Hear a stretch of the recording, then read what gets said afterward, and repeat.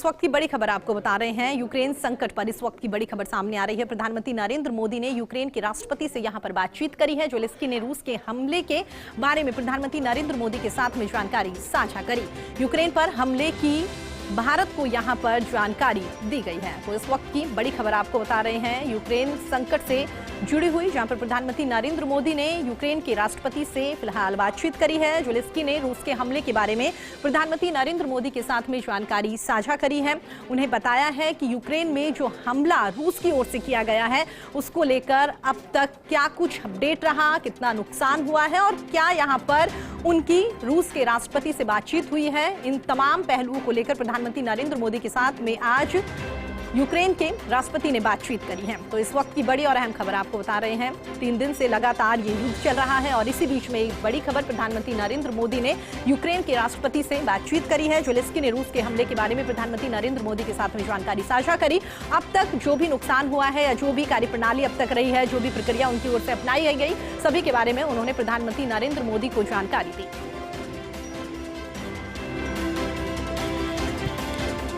तो आपको बता दें, प्रधानमंत्री नरेंद्र मोदी ने यूक्रेन के राष्ट्रपति से बातचीत करी है। ज़ेलेंस्की ने रूस के हमले के बारे में जानकारी यहां पर साझा करी है।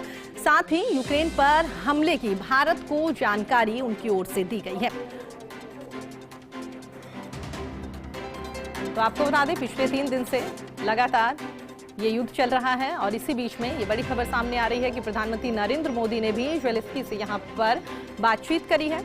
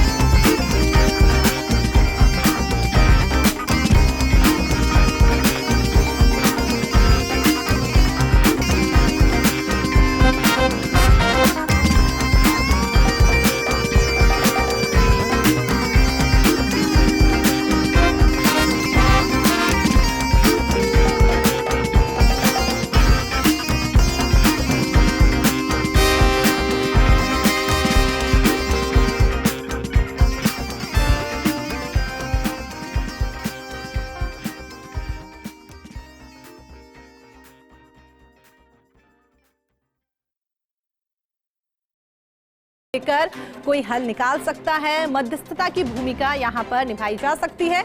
ऐसा नहीं है। प्रधानमंत्री नरेंद्र मोदी ने यूक्रेन के दूतावास की जो बातें उनकी ओर से जो रिक्वेस्ट की गई थी, उस रिक्वेस्ट को ध्यान में रख के प्रधानमंत्री नरेंद्र मोदी ने रूस के राष्ट्रपति पुतिन से बातचीत भी करी थी और उन्हें भी प्रधानमंत्री नरेंद्र मोदी की ओर से यही कहा गया था कि युद्ध किसी भी मसले का हल नहीं हो सकता।